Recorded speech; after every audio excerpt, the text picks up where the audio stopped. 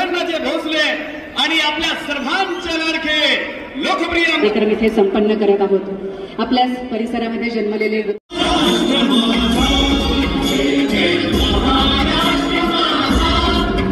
यांचं स्वागत अपर मुख्य सचिव जलसंपदा विभाग महाराष्ट्र राज्य दीपक कपूर साहेब करतायत। मी अतुल कपोले साहेब यांना विनंती करते, माननीय महसूल मंत्री राधाकृष्ण विखे पाटील यांचं आपल्या व्यासपीठावरती त्यांनी स्वागत करावं। माननीय श्री अतुल कपोले, कार्यकारी संचालक महाराष्ट्र कृष्णा खोरे विकास महामंडळ, मी कपोले साहेबांना विनंती करते, माननीय महसूल मंत्री राधाकृष्ण विखे पाटील यांचं स्वागत करावं। माननीय श्री महेश शिंदे साहेबांचं आपण स्वागत करणार आहोत। मी गुणाले साहेब तुम्हाला विनंती करते, मुख्य अभियंता जलसंपदा विभाग हे स्वागत करतील। माननीय श्री महेश शिंदे साहेब यांचं उपाध्यक्ष महाराष्ट्र कृष्णा खोरे विकास महामंडळ पुणे श्री महेश शिंदे साहेब यांचं स्वागत करतील। माननीय श्री हनुमंत गुणाले, मुख्य अभियंता जलसंपदा विभाग पुणे। पुढचं स्वागत आपण करणार आहोत सन्माननीय श्रीमंत छत्रपती खासदार उदयनराजे भोसले यांचं। मी धुमाळ साहेब, डॉक्टर धुमाळ साहेब, मुख्य अभियंता विप्र जलसंपदा विभाग पुणे यांना विनंती करते, आपण सन्माननीय खासदार श्रीमंत छत्रपती उदयनराजे भोसले आज आपल्या कार्यक्रमाला आवर्जून उपस्थित आहेत, आपल्या सगळ्यांच्या वतीने त्यांचं स्वागत करावं। माननीय खासदार रणजितसिंह नाईक लिंबाळकर यांचं स्वागत करायची विनंती मी पुन्हा एकदा डॉक्टर धुमाळ साहेब तुम्हालाच करते। माननीय खासदार साहेबांचं स्वागत आहे आपण आपल्या हस्ते करावं। डॉक्टर श्री धुमाळ साहेब मुख्य अभियंता करते। मी पुन्हा एकदा विनंती करेन अतुल कपोले साहेब आपल्याला आपले अपर मुख्य सचिव दीपक कपोले जयकुमार गोरे नावाचं वाजव उभं केलं, त्या ठिकाणी त्या बजरंग बलीचं प्रतीक म्हणून या ठिकाणी मानाची गदा या ठिकाणी दिली जाते आणि आदरणीय फडणवीस साहेबांच्या उपस्थितीमध्ये मी अभिमानानं सांगतो साहेब 2009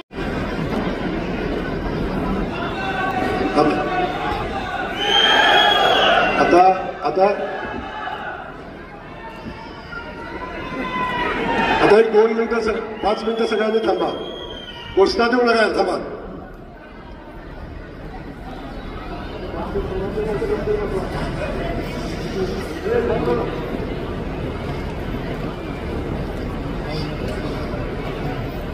साहेब, आजचा दिवस या मातीसाठी, माझ्या मान गटावच्या माता भगिनींच्यासाठी, माझ्या मान गटावच्या शेतकरी बांधवांसाठी आणि ज्या बांधवांनी, ज्या माता भगिनींनी माझ्यासारख्या शेतकऱ्याच्या मुलावर विश्वास टाकला। साहेब, माझी पार्श्वभूमी कुठल्या संस्थानिकाच्या कुटुंबातली नाही आहे। माझे वडील एक किराणा दुकानदार, अनेक छोटे शेतकरी, कुठलीही पार्श्वभूमी नसताना मी माझ्या मान गटावच्या जनतेला, या माता भगिनींना एक स्वप्न दाखवलं की मला माझ्या मान गटावच्या मातीतनं कॅनलचं पाणी वाहताना बघायचं आहे।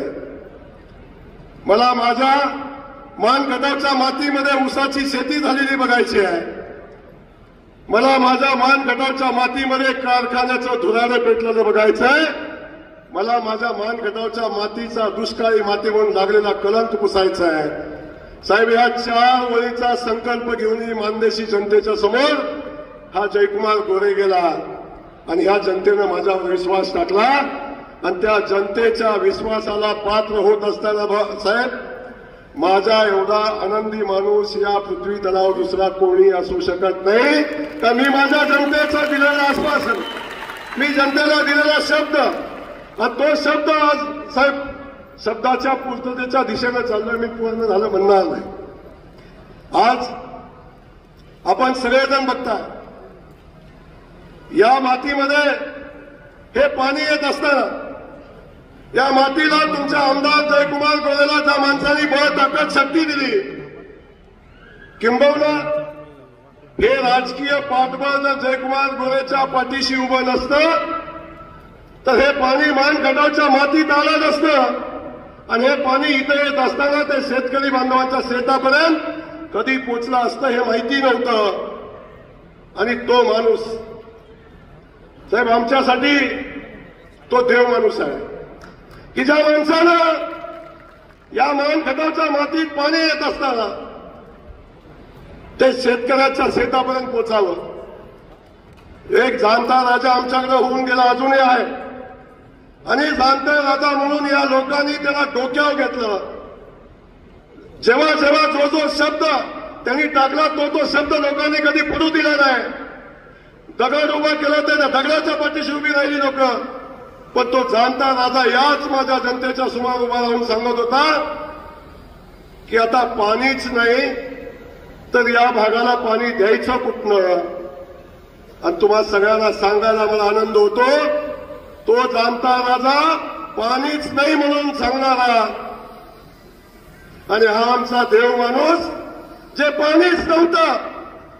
टेंबूमध्ये आमच्या गावाचा समावेश नव्हता, या 32 गावांचा समावेश आमच्या भागात नव्हता, या 27 गावांना पाणीच उपलब्ध नव्हतं, टेंबूच्या 42 गावांना पाणीच उपलब्ध नव्हतं.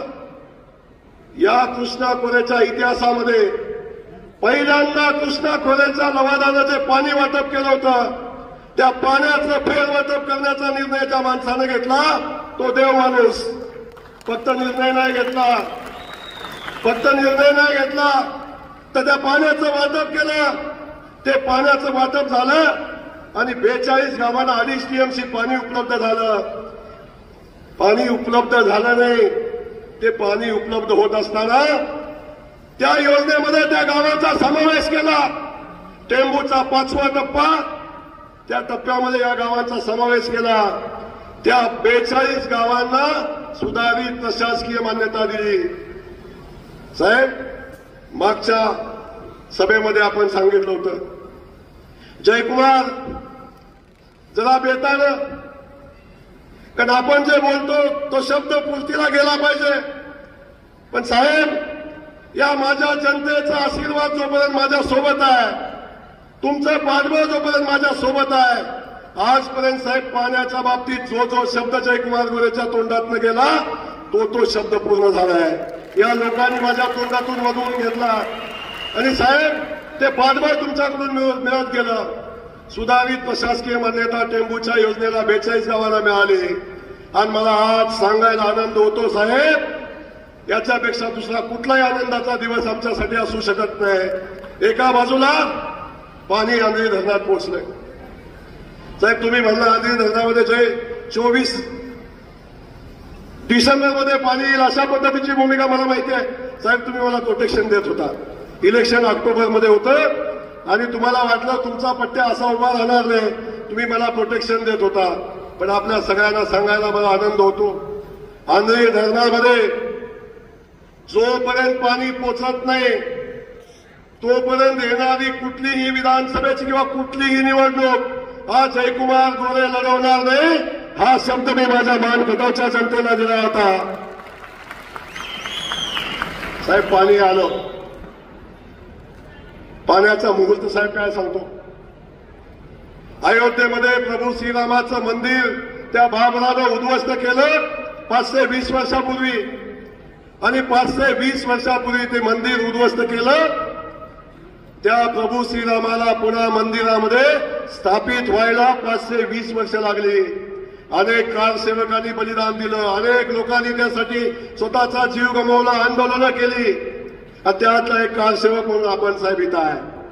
आणि जेव्हा 520 वर्षानंतर आमच्या प्रभू श्रीरामाला मंदिर मिळत होतं साहेब, त्याच दिवशी त्याच वेळी 12:29 सीतामाईंच्या पदस्पर्शानं पावन झालेली आमची ही भूमी आहे. या ठिकाणी सीतामाईंचं मंदिर आहे आणि आख्यायिका अशी सांगितली जाते की सीतामाईंच्या स्पर्शानं एक कलश लवंडला आणि तो लवंडलेला कलश दोन्ही बाजूला सांडला. एका बाजूला बाणगंगा नदीची निर्मिती झाली आणि दुसऱ्या बाजूला मानगंगा नदीची निर्मिती झाली. साहेब, तेव्हापासून ही नदी फक्त पावसातच कधीतरी व्हायची. एका बाजूला प्रभू श्रीरामाचं मंदिर आणि त्यामध्ये मूर्तीची प्रतिष्ठापना होत असताना सीतामाईंच्या स्पर्शानं निर्मित झालेल्या मानगंगेमध्ये 22 जानेवारीला 12:29 साहेब पाणी आलं. आणि ते पाणी आणणारा प्रभू श्रीरामाचा भक्त आदरणीय देवेंद्र फडणवीस साहेब होता. याचा आम्हाला मनापासूनचा आनंद सांगायचा आहे. जयकुमार गोरे हे निमित्त आहे. या जनतेने आमदार केलं, असे अनेक आमदार साहेब झाले, पण सगळ्यांना ही ताकद मिळाली नाही. मला माहिती आहे, मी 7.5 वर्ष साहेब विरोधात काम केलं. आपलं 5 वर्षाचं सरकार होतं, तेव्हा पण साहेब विधानसभेमध्ये तुम्ही मला बघत होता. त्या 5 वर्षाच्या कालखंडामध्ये पण संघर्ष केला, पण संघर्ष करत असताना खटावमावांच्या मातीला न्याय द्यायला लागला तेव्हा साहेब तो टोकाचा संघर्ष केला, कधी थांबलो नाही. तो संघर्ष करत असताना साहेब माझ्यासारखा सामान्य कुटुंबातला मुलगा कोण पाठीशी, माझी जनता सोडून कोणी पाठीशी नव्हतं. या परिस्थितीमध्ये साहेब जेव्हा जेव्हा मी या निवडणुकीला उभा राहिलो, जेव्हा जेव्हा एखादा संकल्प करून कामाला सुरुवात केली साहेब, तेव्हा तेव्हा माझ्यावर पोलीस स्टेशनच्या माध्यमातून जिथून जे काही करता आलं ते साहेब केलं. या जयकुमार गोरेनं कुणाच्या वाळल्या पाचोळ्या साहेब पाय दिला नाही, पण या जयकुमार गोरेला प्रत्येक वेळी निवडणूक असो काही असो जयकुमार गोरेवर गुन्हा दाखल झाला नाही असं साहेब कधी झालं नाही. पण जयकुमार गोरे थांबला नाही साहेब, न थांबता संघर्ष केला. लांब कशाला साहेब, आता सरकार गेलं त्यावेळी साहेब मला 4 महिने हा महाराष्ट्र सोडून राहायला लागलं. त्यावेळी फक्त आणि फक्त आदरणीय देवेंद्र फडणवीस साहेबच तुमच्या आमदाराच्या पाठीशी उभे होते, हे मला अभिमानानं सांगायला.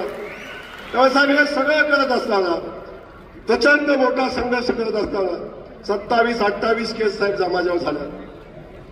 दूरपर्यंत त्या केसची माझा काय संबंध नाही, दूरपर्यंत संबंध नाही. कधी मी मुंबईत आहे, पुन्हा इथं दाखल आहे. अशा पद्धतीच्या संघर्षातनं साहेब इथंपर्यंत आलो. याला कारण की मी सामान्य कुटुंबातला आहे, पण सामान्य कुटुंबातला जयकुमार असला तरी साहेब आपलं पाठबळ विखे पाटील साहेब इथं बसलेले आहेत. कायम या माणसानं माझ्या पाठीशी उभी राहायची भूमिका घेतली, पित्याचं प्रेम देण्याची भूमिका साहेब घेतली. आणि त्याच्यासोबत माझे मित्र आहेत, रणजित दादा इथं आहेत, आमचा राहुल दादा आहे. ही दोन्ही माणसं जेव्हा जेव्हा साहेब जयकुमार गोरेवर संकट आलं तेव्हा तेव्हा आपसूक परमेश्वरानं तिथं पाठवलेली ही माणसं आहेत. ऍक्सिडेंट झाला तरी दोघं, प्रसंग आला तरी दोघं, या सगळ्या परिस्थितीत उभी राहणारी माझे सहकारी या ठिकाणी आज स्टेजवर उपस्थित आहेत. आदरणीय उदयन महाराज हे आमच्या पाठीशी कायमपणे मित्रत्वाच्या नात्यातनं कायम पाठीशी उभे राहिले, ते आदरणीय महाराज या ठिकाणी उपस्थित आहेत. महेशजी शिंदे या ठिकाणी उपस्थित आहेत. साहेब पलीकडे असणारे माझे सगळे सहकारी धैर्यशील दादा आहेत, मदन दादा आहेत, बाकी आमचे मनोज घोरपडे आहेत, या ठिकाणी उभी असणारी सगळी माझी मोठीच्या मोठी टीम आहे साहेब. आता नावं घेऊन वेळ घालवणार नाही, पण आपल्या सगळ्यांची क्षमा मागेन की आपल्या सगळ्याशिवाय जयकुमार गोरे अपूर्ण आहे. तो पूर्ण करण्याचं काम माझ्या या सगळ्या सहकार्याने केलंय. त्या सगळ्या सहकार्यांची क्षमा मागेन की तुमचं नाव मला घेता येत नाही, कारण वेळेचं खूप बंधन आहे. आणि हे सगळं करत असताना वहिनी जवळ आल्याशिवाय माझं काहीच होऊ शकत नाही. कारण साहेब माझ्या सगळ्या प्रसंगामध्ये जो प्रसंग माझ्यावर आला त्या प्रसंगामध्ये माझ्या पाठीशी ताकदीनं उभं राहण्याचं काम कुणी केलं असेल तर ते माझे पत्नी सोनियानं केलं असेल. त्यात साहेब माझ्यासारख्या माणसाशी लग्न करायचं एवढं सोपं आहे का? पण ते धारिष्ट केलं पण, आणि अजून टिकलं पण साहेब, काय अडचण नाही. त्यामुळं माझे बंधू पलीकडे बसलेले आहेत साहेब, माझे वडील पाठीशी आहेत. या सगळ्यांनी माझ्या सगळ्या प्रसंगामध्ये उभं राहत असताना सगळे पाठीशी उभी राहिली. आणि या सगळ्या जनतेला नतमस्तक होईन सांगेन की आपण सगळेजण पाठीशी उभे होता, म्हणून हा जयकुमार गोरे 3 वेळा विधानसभेमध्ये गेला आणि या मानगंगेला आणि या भागामध्ये पाणी घेऊन आला. अन्यथा हे सगळं शक्य झालं नसतं. म्हणून साहेब आम्ही एवढंच सांगतो की आम्हाला तुमच्या रूपानं देव माणूस भेटलाय. नाव पण देवेंद्र साहेब आहे, पण तुमच्या रूपानं साहेब आम्हाला देव माणूस भेटलाय. हे सगळं करत असताना साहेब आज मी खूप मोठं वेगळं भाषण नाही करणार आहे, कारण माझं पाणी सोडून माझं काही कामच नाही साहेब. मंत्री करा, करू नका, बाकी काय द्या, देऊ नका, पण आता पाण्याची लढाई अंतिम टप्प्यामध्ये साहेब आलेली आहे. सांगायला आनंद होतो, उरमोडीचं पाणी साहेब माझ्या भागातनं वाहत आहे. आता 4-4 साखर कारखाने उभे राहिले, हजारो एकर ऊस माझ्या भागामध्ये लागलाय. पण नदीची उत्तर बाजू आहे, त्या उत्तर बाजूमध्ये अजून पाणी गेलं नाही. त्याही भागामध्ये पाणी जाण्याची प्रक्रिया अंतिम टप्प्यामध्ये आहे. आता तुम्हा सगळ्यांना माहिती आहे, 4.5 महिन्यापूर्वी आदरणीय साहेब आपल्या मतदारसंघामध्ये आले होते. साहेब, आज धरणाच्या दक्षिणेला आहे, तेव्हा आपण उत्तरेला होतो. त्या ठिकाणी 32 गावांच्या पाईपलाईनचं आपण भूमिपूजन केलं आणि आज सांगतो साहेब, त्या पाईपलाईन मधनं पाणी आमच्या हिंगणीला गेल्याशिवाय जयकुमार गोरे निवडणूक लढवणार नाही, हा संकल्प मी केलेला आहे. आणि साहेब सांगतो, ऑगस्ट महिन्यामध्ये तुम्हाला यायचंय, ऑगस्ट महिन्यामध्ये पुन्हा यायचंय. त्या 32 गावामध्ये माझ्या माळशिरस तालुक्यातल्या शेवटचं टोकाचं गाव आहे हिंगणी. त्या गावात जोपर्यंत पाणी जात नाही तोपर्यंत निवडणूक लढवणारच नाही, हा ना संकल्प आहे. पण या संकल्पाला तुमची साथ आहे आणि परमेश्वराचे आशीर्वाद आहेत. साहेब, हा संकल्प पूर्ण होणार आणि त्याला कारण आहे, इथं बसलेले दीपक कपूर साहेब आहेत, त्यांच्यासोबत आमचे कपोले साहेब आहेत, त्यांच्यासोबत बाजूला धुमाळ साहेब आहेत, त्यांच्या बाजूला गुणाले साहेब आहेत, त्यांच्या बाजूला आमचा निकम कुठे गेला निकम, आणि त्याच्यासोबत सगळे साथीदार आहेत. साहेब, या लोकांना जेवढे धन्यवाद द्यावेत तेवढे धन्यवाद कमी आहेत. कारण या लोकांनी जे जे सांगितलं, मी जी भूमिका मांडली त्या भूमिकेला पाठबळ देण्याचं काम यांनी केलंय. आणि आज त्यांनीच मला शब्द दिला आहे की साहेबांच्याकडून शब्द घ्या की ऑगस्ट महिन्यामध्ये हे पाणी सोडण्यासाठी तुम्ही आलं पाहिजे, हा शब्द घेण्याचा त्यांनी मला सांगितलंय. कपूर साहेब, मी असंच नाही सांगत, जबाबदारीने सांगतो. त्यामुळं आता ते पाणी साहेब 32 गावाचा विषय येतो, त्याच्यासोबत आपणच 1.25 TMCचं पाणी जिहे गटापूरमध्ये राहिलेल्या 27 गावांना उपलब्ध करून दिलंय. आता ते 1.25 TMC पाणी ज्या 27 गावांना द्यायचंय त्या गावांच्या सर्वेचं टेंडर झालंय. 96 लाख रुपयाचं सर्वेचं टेंडर झालंय. साहेब, सर्वे 3 महिन्यामध्ये कंप्लीट होईल. माझी विनंती एवढीच आहे की या निवडणुकीच्या अगोदर जर आपल्याला त्याला प्रशासकीय सुधारित प्रशासकीय मान्यता देता आली तर साहेब, याच्यापेक्षा दुसरं आमच्यासाठी काही महत्वाचं नसेल. आपण त्या 27 गावांना सुधारित प्रशासकीय मान्यता ऑक्टोबरच्या आत मिळाली तर साहेब, मनापासून मानखटावची माती आणखी ऋण आपल्या प्रती व्यक्त करेल साहेब. त्यामुळे तो एक विषय आहे. त्याच्यानंतर साहेब, त्याच ऑगस्ट महिन्यामध्ये आपण जे टेंडर 42 गावाचं काढलंय आज, त्याच्या वर्क ऑर्डर बाकी सगळ्या प्रक्रिया कंप्लीट होतील. त्या ऑगस्ट महिन्यामध्ये त्या 42 गावाच्या पाण्याचं भूमिपूजन करायचा संकल्प आपण करतोय. त्या 42 गावांना पाणी देण्यासाठी साहेब, भूमिपूजन करण्यासाठी आपणच यावं, अशा, बरोबर ना सगळ्यांना, आपणच यावं अशा पद्धतीची विनंती साहेब मी आपल्याला करतोय. मला माहिती आहे साहेब, अख्खा महाराष्ट्र तुमच्याकडे आहे.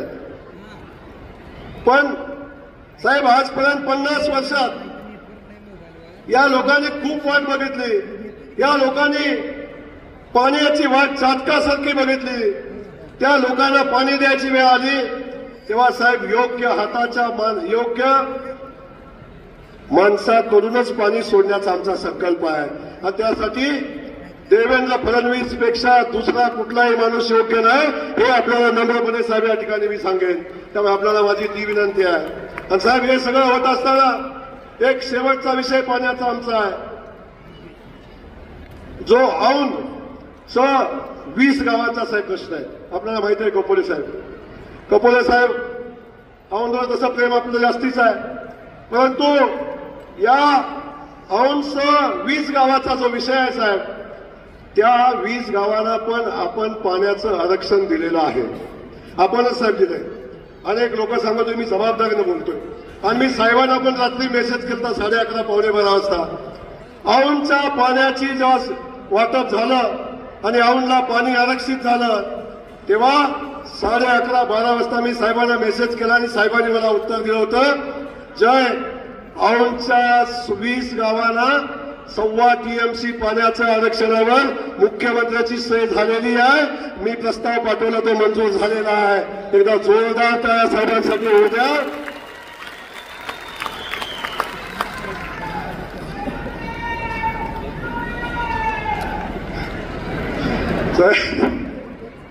साहेब त्या 20 गावाचा पाण्याचा प्रश्न सुटलेला आहे, परंतु त्या 20 गावाला सुधारित प्रशासकीय मान्यता मिळण्याची आवश्यकता आहे. साहेब त्या औंधनं अनेक नेते बघितले पण पाण्याचा प्रश्न सुटला नाही. माझी विनंती आपल्याला आहे की या 2 योजना आमच्या आहेत, या 2 योजनांना पाणी उपलब्ध करून दिलंय. आता त्या योजनेला सुधारित प्रशासकीय मान्यता देऊन त्या योजना प्रत्यक्षात अंमलात आल्या पाहिजेत. साहेब काय सांगू तुम्हाला, आमच्या इथलं सगळं गडी आहेत हे जाणत्या राजाच्या तालमीत तयार झालेले आहेत. साहेब माणूस माणसात ठेवायचा नाही, जाती जातीमध्ये भांडण, समाजामध्ये भांडण, गावागावामध्ये भांडण. साहेब जिवे गटापूरचं पाणी आता आलं ते मानगंगेमध्ये सोडलं, लोकांना आंदोलनं करायला लावली, सांगितलं ते मानमध्ये दिलं, खटावर अन्याय केला, येरा नदीत कुठं सोडलंय. साहेब गेल्या 5 दिवसापासून त्या येरा नदीमध्ये पाणी वाहतंय, एक शब्द भादराच्या तोंडात आला नाही, फक्त माणसामध्ये द्वेष पसरवायचं काम. जर शरद पवार साहेबांनी आमच्या मान खटावच्या मातीसाठी या जिल्ह्यासाठी केलेलं एक मोठं काम सांगावं, एकच काम साहेब, एकच काम सांगावं की जे काम आम्ही केलंय.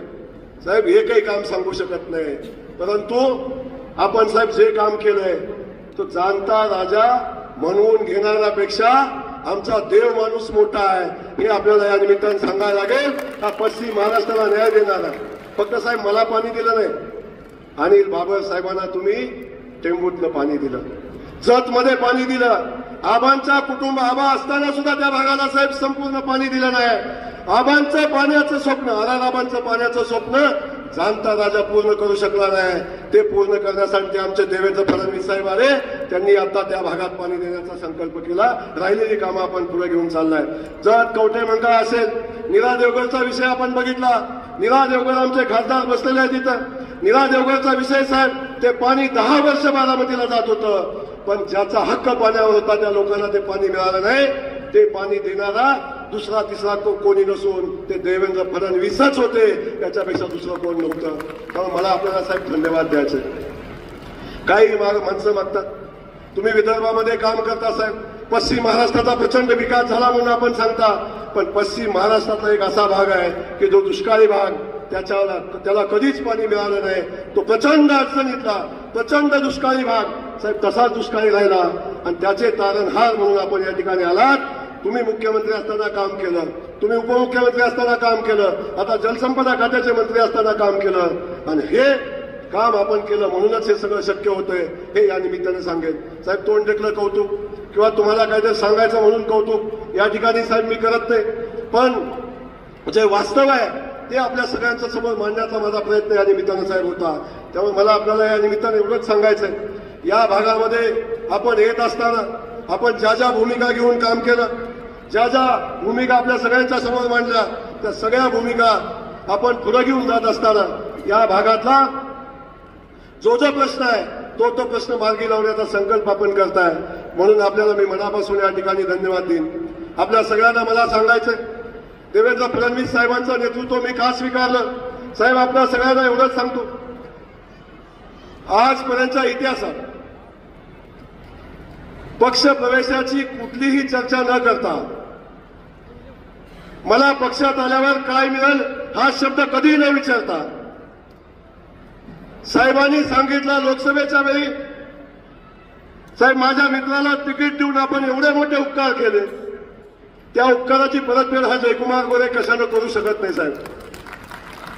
ते तर केलं, त्यावेळी साहेबांनी शब्द घेतला, जयकुमार तू स्टेजवर येऊन काम करणार का, तू ओपन येऊन काम करणार का. काँग्रेस पक्षाचा आमदार असताना हा जयकुमार साहेब स्टेजवर जाऊन भारतीय जनता पक्षासाठी काम केलं, पण हे काम करत असताना मी कुठला शब्द घेतला नव्हता. आणि साहेब माझ्या प्रवेशाची कथा काय आहे, आपली चर्चा कधी झाली नव्हती प्रवेश कधी करायचा किंवा काही. साहेबांचा मला फोन आला आणि साहेबांनी सांगितलं जय आमदारकीचा राजीनामा द्यायचा आहे. चंद्रकांत दादांनी मला कल्पना दिली ना आपला फोन आला. साहेब एकाही क्षणाचा उसंत न लावता या जयकुमार गोरेनं जाऊन आमदारकीचा राजीनामा दिला आणि आपण अमितभाईंच्या सोबत आपण सोलापूरमध्ये प्रवेश केला. कुठली अट नव्हती, शर्त नव्हती, काही नाही, पण माझी शर्त साहेब आहे माझ्या मान कटावच्या मातीतली इंच न इंच भूमी पाण्याखाली येईपर्यंत आपल्याला माझ्या पाठीशी उभं राहायला लागेल. एवढंच माझी अट आहे, एवढीच माझी शर्त आहे. त्याच्यापेक्षा दुसरी कुठली अट नाही. त्यामुळे या अटीमध्ये मात्र मी तुम्हाला नक्की बांधून घेतलंय साहेब, हे या निमित्ताने मी आपल्याला सांगेन. बाकी सगळ्या गोष्टीचा विचार करत असताना आता खूप बोलायचा विषय नाही. साहेबांनी मला सांगितलं जायचंय, मंत्रिमंडळाची बैठक आहे. पण साहेब एवढंच सांगतो, आम्हा सगळ्यांना आपला अभिमान आहे. या पश्चिम महाराष्ट्रातल्या लोकांना आता तुम्ही एक आशेचा किरण वाटता. कोण म्हणतं पश्चिम महाराष्ट्रामध्ये जाणता राजाच काम करू शकतो. पश्चिम महाराष्ट्रामध्ये देवेंद्र फडणवीस सारखा माणूस येऊन इथं काम करू शकतो. जो विदर्भात आलेल्या माणसाला पश्चिम महाराष्ट्रातलं दुःख माहिती आहे, या भागातल्या लोकांच्या व्यथा माहिती आहेत. पण आपल्यासारखा त्याग पुरुष साहेब, मी मनापासून आपल्याला धन्यवाद. आदरणीय मोदीजींच्या नेतृत्वाखाली काम करत असताना आमच्या सगळ्यांची भावना तर मोदीजींनी इथे यावे अशी होती. साहेब मोदीजींचा कार्यक्रम कॅन्सल झाला. साहेब एवढं माझ्यावर लिहिलं. या भागातील सोशल मीडिया एवढी चालवली की जयकुमार गोरेचा इतिहास मांडला आणि इथं मोदी साहेब का आले नाहीत याच्या संदर्भात लिखाण झालं आणि सगळ्या गोष्टी सांगितल्या गेल्या की का नाही आले. साहेब माहिती नाही काय, पण साहेबांनी सांगितलं साहेब तुम्ही येणार होता, तुमचा कार्यक्रम कॅन्सल झाला, त्याच्यावर चर्चा चालू झाली. आता देवेंद्र फडणवीसांनी पण जयकुमार गोरेची साथ सोडली. म्हणजे जे काय सांगता येईल, जे काय करता येईल ते करायचा प्रयत्न केला. पण या ठिकाणी मी एवढंच या ठिकाणी सांगेन साहेब की कायम आमची मान खटावची जनता आणि हा पश्चिम महाराष्ट्र आपल्या सोबत राहील. आपल्या मनामध्ये किंवा बऱ्याच लोकांच्या मनामध्ये आहे की पश्चिम महाराष्ट्र कुणाचाही तरी बालेकिल्ला आहे. साहेब मी सांगतो आपल्याला, एक सामान्य जनतेचा प्रतिनिधी म्हणून सांगतो, पश्चिम महाराष्ट्र हा देवेंद्र फडणवीस साहेबांचा बालेकिल्ला झाल्याशिवाय, भारतीय जनता पक्षाचा बालेकिल्ला झाल्याशिवाय राहणार नाही. येणारी निवडणूक त्याच्या साक्षीला असेल. सातारा असो, माढा असो, या दोन्ही लोकसभा मतदारसंघावर साहेब आमचा हक्क आहे. भारतीय जनता, आमचा म्हणजे भारतीय जनता पक्षाचा हक्क आहे. मी कार्यकर्ता म्हणून बोलतोय साहेब. माझी विनंती हात जोडून आहे की माझ्याचं तर तिकीट द्यायलाच लागेल, पण माझ्याचं तिकीट भाजपला देत असताना साहेब तिकीट कुणाला द्यावं मी सांगितलं नाही साहेब, पण माझी इच्छा तुम्हाला माहिती आहे.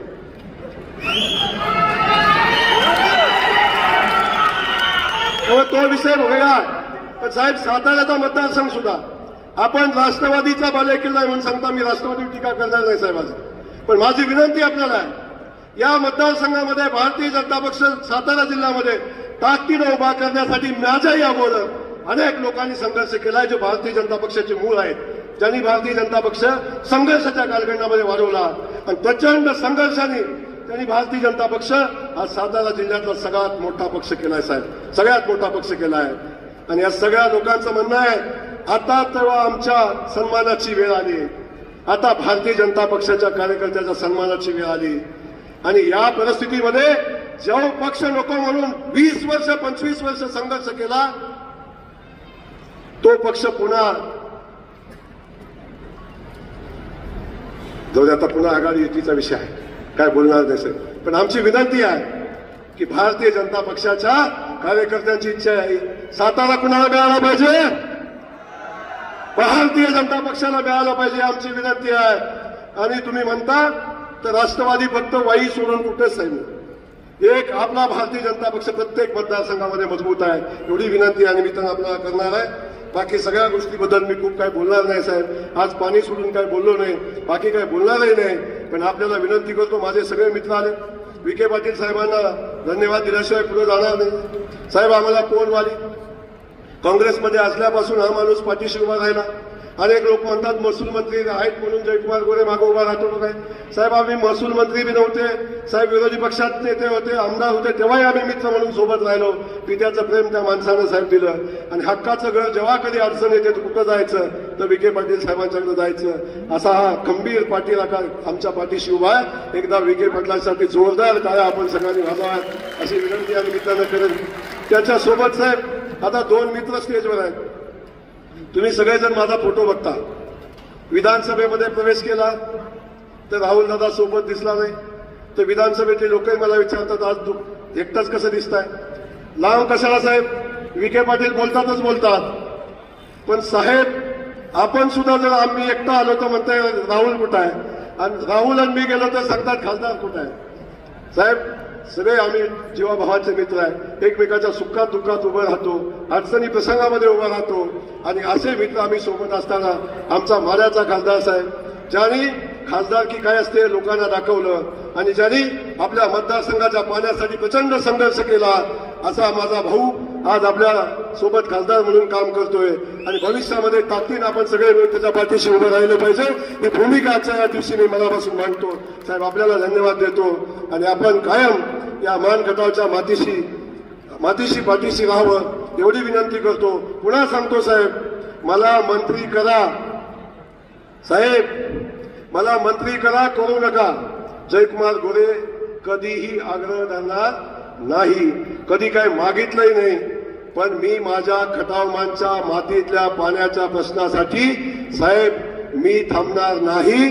मला राहिलेल्या गावांची सुधारित प्रशासकीय मान्यता पाहिजे ही विनंती या निमित्ताने आपल्याला करतोय. पुन्हा एकदा कपूर साहेब आपल्याला मनापासून धन्यवाद देतो. कपूर साहेबांच्या टीमला मनापासून धन्यवाद देतो.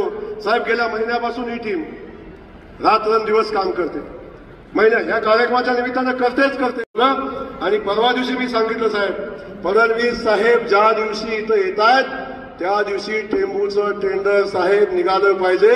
कपूर साहेबांच्याकडे मी 2 दिवसाला 3 दिवसाला जाऊन बसलो. कपूर साहेबांसाठी एकदा जोरदार टाळ्या वाजवा की त्या माणसानं ती सगळी प्रक्रिया पूर्ण केली आणि साहेब आज टेंडर झालंय. एवढंच या ठिकाणी सांगतो. आपल्या सगळ्यांचं मनापासून स्वागत करत असताना आपल्या सगळ्यांना धन्यवाद देतो थांबतो. जय हिंद, जय महाराष्ट्र, जय महादेश. जयकुमार गोरेबांच्या डोक्यामध्ये घालावा एकदा हात वरती जोरदार टाळ्या ठोकूया जयकुमारजी गोरेबा यांच्यासाठी. मानदेशी जनतेचं स्वप्न पूर्ण झालं. आदरणीय फडणवीस साहेबांच्या उपस्थितीमध्ये खऱ्या अर्थानं चांदीचा फेटा या ठिकाणी जयाभाऊंच्या डोक्यामध्ये घातला जातोय. टाळीचा गजर झाला पाहिजे मी विनंती करणार आहे आदरणीय देवेंद्रजी फडणवीस साहेबांना मनपूर्वक धन्यवाद. त्याचबरोबर आजच्या कार्यक्रमाच्या निमित्तानं बाहुबली तलवार देऊन मानदेशी जनतेच्या वतीनं आदरणीय जयकुमारजी गोरेभाऊ आणि देवेंद्र फडणवीस साहेबांचा सन्मान या ठिकाणी होतोय.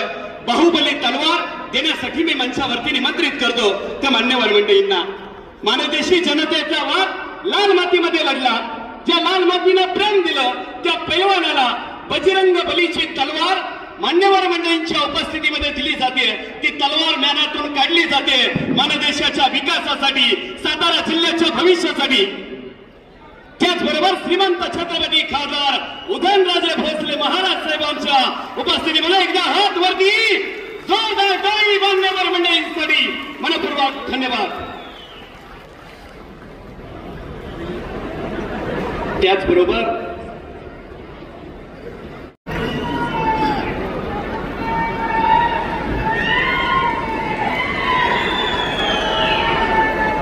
हिंदवी स्वराज्याचे सरसंस्थापक छत्रपती शिवरायांना मानाचा मुजरा करतो.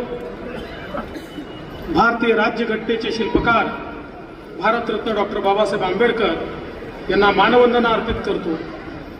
आजच्या स्वर्गीय लक्ष्मणरावजी इनामदार जलसिंचन योजनेच्या जलपूजन प्रसंगी मंचावर उपस्थित असलेले आमचे सहकारी मंत्री माननीय राधाकृष्णजी विखे पाटील साहेब, श्रीमंत छत्रपती खासदार उदयन महाराज भोसले साहेब, आपले लोकप्रिय खासदार रणजित सिंह नाईक निंबाळकर साहेब आणि ज्यांचा उल्लेख जलपुरुष म्हणून आपण सगळे करतो ते आपले अतिशय लोकप्रिय आमदार आणि ज्यांच्या कर्तृत्वाने इथपर्यंत पाणी पोहोचलं ते सन्माननीय आमचे मित्र जयकुमार गोरेजी, श्रीमती सोनिया वहिनी, मंचावर उपस्थित कृष्णा खोरे महामंडळाचे उपाध्यक्ष आमचे बंधू महेश दादा शिंदे, राहुल दादा कुल, मदन दादा भोसले, दिलीपरावजी येळगावकर, धैर्यशीलजी कदम, मनोजजी घोरपळे, चेतन सिंग केदार, आपले विभागाचे अप्पर मुख्य सचिव श्री दीपक कपूर साहेब, श्री कपोले, जिल्हाधिकारी जितेंद्र डोडी, SP समीर शेख, श्री धुमाळ, श्री निकम, सर्वच या ठिकाणी उपस्थित अधिकारी पदाधिकारी, उपस्थित सर्व माझ्या माणदेशी भगिनी आणि बंधूंनो, आज खरोखर हा अत्यंत आनंदाचा दिवस आहे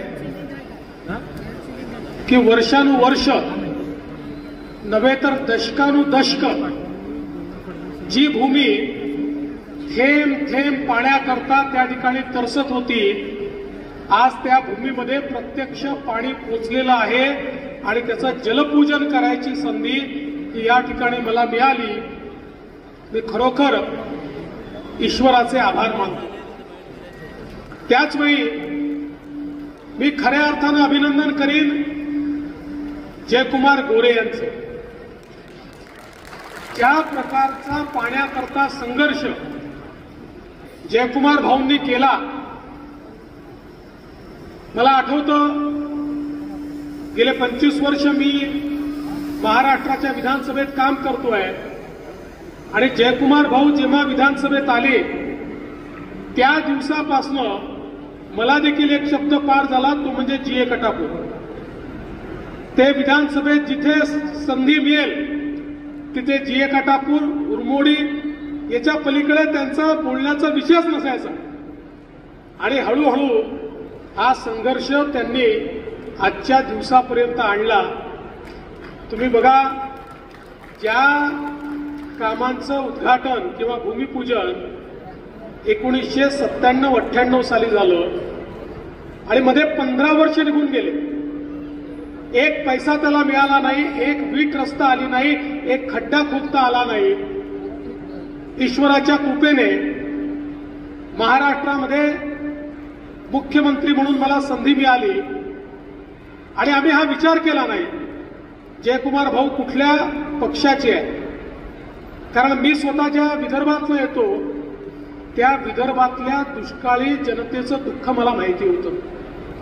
आणि ज्यावेळी तेच दुःख पश्चिम महाराष्ट्रातल्या दुष्काळी जनतेचं मी बघितलं, त्याच वेळी ठरवलं विदर्भातला तर दुष्काळ दूर करूच, मराठवाड्यातला दुष्काळ दूर करूच, पण माण देशातला दुष्काळ आणि पश्चिम महाराष्ट्रातला दुष्काळ देखील आपण दूर करायचा. आणि त्या दृष्टीनं आम्ही कारवाई ही सुरू केली. आणि 2016-17 मध्ये आपण त्या ठिकाणी याला फेर प्रशासकीय मान्यता दिली. म्हणजे जवळजवळ 20 वर्षांनी फेर प्रशासकीय मान्यता त्याला मिळाली आणि त्याच्या कामाची सुरुवात झाली. या प्रत्येक घटकेला एकच व्यक्ती या गोष्टीचा सातत्याने पाठपुरावा करत होता, तो व्यक्ती म्हणजे जयकुमार भाऊ. जयकुमार भाऊंनी सातत्याने याचा पाठपुरावा केला आणि त्यामुळेच आज हे जलपूजन झालंय. आणि त्याचवेळी आमच्या खासदार साहेबांनी आणि आमच्या सगळ्या लोकांनी, संघाचे लोक होते, महेशदादा होते, सगळे लोक आले होते आणि सगळ्यांनी ही विनंती केली की आमची इच्छा आहे की या योजनेला स्वर्गीय लक्ष्मणरावजी इनामदारांचं नाव द्यावं, वकील साहेबांचं नाव द्यावं. कारण वकील साहेबांनी माणसं घडवली ज्यांना प्रत्यक्ष देशाचे प्रधानमंत्री माननीय नरेंद्र मोदीजी आपला गुरु मानतात. ते वकील साहेब हे आपल्या भागातले होते आणि त्यामुळे त्या वकील साहेबांचं नाव द्यावं. ते नाव आपण दिलं आणि आमचे खासदार साहेब फार हुशार आहेत. ते लगेच दिल्लीला पोहोचले आणि त्या ठिकाणी जाऊन सगळ्या अधिकाऱ्यांना सांगितलं की प्रधानमंत्र्यांच्या गुरुजींच्या नावाची योजना आहे, त्यामुळे त्याला पैसे तुम्हाला द्यावेच लागतील. आणि लगेच केंद्र सरकारचे पैसे देखील आपल्याला त्या ठिकाणी मिळाले. प्रधानमंत्री कृषी सिंचाई योजनेमध्ये या ठिकाणी ही योजना आली आणि अत्यंत वेगाने हे काम आपल्याला या ठिकाणी होताना पाहायला मिळत आहे. आज आपण पाहू शकतो मोठ्या प्रमाणात शेतकऱ्यांचं कल्याण होणार आहे. आजही या भागामध्ये इतक्या मोठ्या प्रमाणात टँकर चालतात. पिण्याचं पाणी हे या ठिकाणी खऱ्या अर्थानं आपल्याला मिळणार आहे.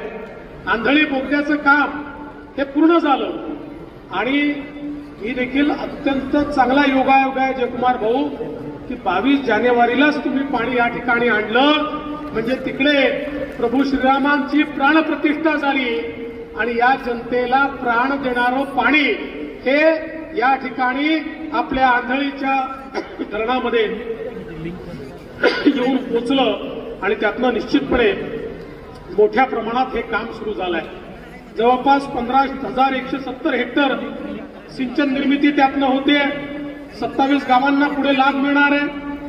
3.17 अब्ज घनफूट पाणी हे कृष्णा नदीतनं उचललं जाणार आहे. खटाव आणि माण तालुक्यामध्ये एकूण 27,500 हेक्टरला त्याचा सिंचन लाभ होणार आहे.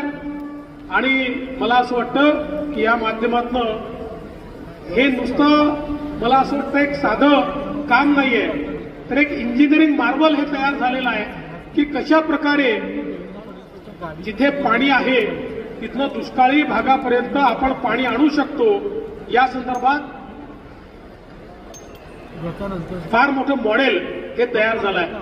आणि निश्चितपणे मी सांगू इच्छितो की याला फेर प्रशासकीय मान्यता देऊन 1331 कोटी रुपयाची योजना या ठिकाणी आपण मंजूर केली आहे. मी जयभाऊ तुम्हाला आणि खासदार साहेब तुम्हाला आश्वस्त करतो, एक पैसाही कमी पडू दिला जाणार नाही. तुम्ही जेव्हा मागाल जसं मागाल तसे या ठिकाणी पैसे मिळतील. आमचे कपूर साहेब आहेत, कपोले साहेब आहेत, ही टीम अशी आहे साहेब, रेकॉर्ड केला रेकॉर्ड. आम्ही गेल्या 1.5 वर्षामध्ये 121 सिंचन प्रकल्पांना त्या ठिकाणी फेर प्रशासकीय मान्यता दिलेली आहे, ज्याच्यातनं 15 लाख हेक्टर जमीन ही पाण्याखाली येईल. हा एक रेकॉर्ड सिंचन विभागाने या ठिकाणी तयार केला आहे. आणि मला आनंद वाटतो की या ठिकाणी उरमोडी असेल, जे कटापूर असेल, टेंबू असेल, म्हैसाळ असेल, ज्या योजनांनी संपूर्ण दुष्काळी भाग, साताराचा असो, सांगलीचा असो, सोलापूरचा असो, सगळा दुष्काळी भाग हा दुष्काळ मुक्त होणार आहे. या सगळ्या योजना करण्याची संधी ईश्वराने मला दिली. या दुष्काळी भागाची सेवा करण्याची संधी दिली आणि ही संधी त्या ठिकाणी सोन्यामध्ये परिवर्तित करण्याचं काम आम्ही केलं. आमच्या या सगळ्या सहकार्यांमुळे, त्यांच्या मदतीमुळे, त्यांच्या पाठपुराव्यामुळे येत्या काळामध्ये हे मोठं परिवर्तन होणार आहे. आणि हे करत असताना हे खरं आहे, या ठिकाणी सांगितलं जायचं पाणीच नाही तर आम्ही कुठलं पैदा करायचं. हो, पाणी पैदा करता येत नाही, पण पाण्याचं नीट नियोजन करता येतं. आम्ही निर्णय केला की हे जे पाणी वाहून जात आहे, जे ओपन कॅनलनी जात आहे, 2017 साली मी निर्णय केला ओपन कॅनलपेक्षा जर आपण बंद पाईपलाईननी पाणी नेलं, बाष्पीभवनाचं पाणी वाचेल, लिकेजचं पाणी वाचेल, ऍडिशनल पाणी आपल्याला मिळेल. आणि तो निर्णय केल्यानंतर मोठ्या प्रमाणात पाईपलाईननी पाणी नेणं सुरू केलं. त्याचा परिणाम असा झाला, आपलं पाणी वाचलं आणि 8 टीएमसी पाण्याचं फेरवाटप आपल्याला करता आलं. आणि त्यामुळे ज्या दुष्काळी भागाला जुने राज्यकर्ते सांगायचे पाणीच नाही तर आणायचं कुठनं, पाणीच नाही तर आणायचं कुठनं, त्या सगळ्या दुष्काळी भागाला पाणी देण्याचं काम हे आपण या फेरवाटपाच्या माध्यमातून केलं. आणि त्यातनं आता या सगळ्या गावागावापर्यंत हे पाणी निश्चितपणे पोहोचत आहे. आणि म्हणून जयाबाई, आपण चिंता करू नका. मला माहिती आहे आपण फार हुशार आहात. आपण एक घोषणा करून टाकता आणि मग आम्हाला चिंता लागते की अरे बापरे, आता जयाभाऊंनी घोषणा केली आहे, आता करायचं काय. मग रोज ते पाठपुरावा करतात. आता केवढी मोठी घोषणा करून टाकली, इलेक्शनच लढणार नाही. आली आफत आमच्यावर. आता जयाभाऊ इलेक्शन लढणार नाही, वहिनींना पटवून घेतो, वहिनींना उभं करून टाकतो. पण आता जयाभाऊंनी घोषणा केली म्हणजे जयाभाऊंना माहिती आहे आता सगळी यंत्रणा ही धावत त्या ठिकाणी निघणार आहे. मी आपल्याला निश्चितपणे सांगतो, कपूर साहेब सांगू ना, कपूर साहेब सांगू, ऑगस्ट पर्यंत जी फेर प्रशासकीय मान्यता आहे ती देऊ. ऑगस्ट पर्यंत ज्या पाण्याची योजना पूर्ण करायची आहे ती करू. आणि आपण जे 27 गावं सांगितले, जे 42 गावं सांगितले, आता मला तो हिशोबच लक्षात येत नाहीये कुठली कुठली आहेत, पण आपण जे जे सांगितलं ते पूर्ण करण्याचं काम हे आम्ही करू. हे पूर्ण करण्याची जबाबदारी देवेंद्र फडणवीस घेतो. हे पूर्ण करण्याची जबाबदारी आमचा इरिगेशन विभाग घेतो. आणि निश्चितपणे हे पूर्ण केल्याशिवाय आपण या ठिकाणी राहणार नाही. आज खरं म्हणजे वेगवेगळ्या योजना मागच्या काळामध्ये आम्ही विखे पाटील साहेबांच्या सोबत निळवंडेच्या योजनेला गेलो. निळवंडेची योजना नगर जिल्ह्यातली आम्ही पूर्ण केली. ती योजना पूर्ण झाली त्या दिवशी आम्हाला समजलं माझ्याही जन्माच्या आधीची योजना होती. माझ्या जन्माच्या आधीची योजना चालली आपली रखडली पण विखे पाटील साहेबांनी आम्ही सगळ्यांनी पुढाकार घेतला आणि ती योजना आम्ही पूर्ण केली. कारण जुन्या राज्यकर्त्यांमध्ये आणि आमच्यामध्ये फरक काय आहे. पूर्वीच्या राज्यकर्त्यांची काम करण्याची स्टाईल अशी होती की पाड्याकरता 20-25 वर्ष लोकांना झुंजवत ठेवलं तर प्रत्येक निवडणुकीत सांगता येतं पुढच्या निवडणुकीपर्यंत पाणी येईल आणि त्यांची मतं घेऊन निवडून येता येतं. कारण पाणी दिलं तर लोकांपुढे प्रश्नच राहत नाही आणि त्यामुळे 20-25 वर्ष ते झुंजायचे. पण आमची स्टाईल अशी आहे की आम्ही लोकांना पाणी देतो आणि त्यानंतर त्यांचे आशीर्वाद मागतो. आणि मला हे माहिती आहे जो पाणी देतो त्याला ईश्वररूपी जनता सातत्याने आशीर्वाद देते. जसं पुढचे 50 वर्ष तुम्हाला हा आशीर्वाद मिळणार आहे. आता लोक तुम्हाला कधी विसरणार नाही आणि तुमच्यामुळे आम्हालाही लोक विसरणार नाही. आणि म्हणून आम्ही लोकांना झुंजवत ठेवणारे नाही. इलेक्शन आलं की तेच आश्वासन द्यायचं, इलेक्शन झालं की विसरून जायचं, नवीन कारणं सांगायचे, मोठे भाषणं करायचे. असं करणाऱ्यांपैकी आम्ही नाही. पहिल्या दिवशीपासून काम हातामध्ये घेतलं आणि ही सगळी कामं पूर्ण करण्याचं काम आपण केलं. ताराळी असेल, जीए कटापूर असेल, धोम बलकवडी असेल, टेंबू असेल, उरमोडी असेल, म्हैसाळ असेल, या सगळ्या वर्षानुवर्ष चालणाऱ्या योजना ज्यातनं खऱ्या अर्थानं दुष्काळी भागाचं भलं होणार आहे या सगळ्या योजना आपण पूर्ण करण्याचं काम या ठिकाणी करतोय. खरं म्हणजे आमचे मुख्यमंत्री एकनाथरावजी शिंदे यांच्या नेतृत्वात आपलं नवीन सरकार जे आहे हे मोठ्या प्रमाणात सामान्य माणसाकरता काम करत आहे. आताच मी माहिती घेत होतो आपण 1 रुपयात पीक विम्याची योजना सुरू केली.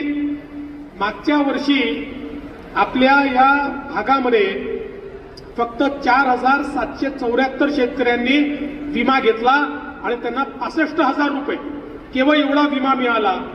पण यावर्षी 2,76,164 शेतकऱ्यांनी विमा घेतला आणि त्यांना 322 कोटी रुपये हा विमा या ठिकाणी मिळाला.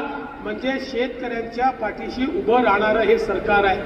आज आपल्याला माहिती आहे आपले पंतप्रधान नरेंद्र मोदीजी यांनी ऊसाच्या FRP मध्ये देखील मोठ्या प्रमाणात या ठिकाणी वाढ केली आहे आणि सामान्य माणसाचे जे प्रश्न आहेत हे प्रश्न सोडवण्याचं काम हे सातत्याने या ठिकाणी आपण करतोय.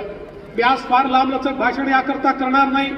आपण लोक देखील सकाळी 9 वाजतापासून आला आहात आणि आम्हालाही कॅबिनेटच्या बैठकीकरता जायचं आहे. पण एक गोष्ट निश्चितपणे सांगतो लोकप्रतिनिधी कसे असावेत असं जर मला कोणी विचारलं तर मी जयकुमार भाऊंचा उल्लेख करेन आणि आमच्या खासदार निंबाळकर साहेबांचा उल्लेख करेन. वर्षानुवर्ष केवळ हेच नाही आता कॉरिडॉरचा विषय आला. कॉरिडॉरच्या विषयाला त्या ठिकाणी सातत्याने पाठपुरावा करून अंतिम टप्प्यापर्यंत या मंडळींनी पोहोचवलं. तो दिवस दूर नाही आहे की ज्या दिवशी आमच्या शेतकऱ्यांची मुलं या मान देशामधल्याच उद्योगांमध्ये त्या ठिकाणी काम करताना आपल्याला दिसतील. त्यांना कुठेतरी मुंबईकडे किंवा देश विदेशात जावं लागणार नाही. अशा प्रकारची व्यवस्था या ठिकाणी आपल्या लोकप्रतिनिधींच्या माध्यमातून होते आहे. आणि म्हणूनच हे जे काही काम या ठिकाणी चाललंय यामुळे आपल्या सगळ्यांचा आशीर्वाद आमच्या पाठीशी आहे आणि आमचा आपल्याला शब्द आहे आम्ही देखील आपले आशीर्वाद कधीच विसरणार नाही.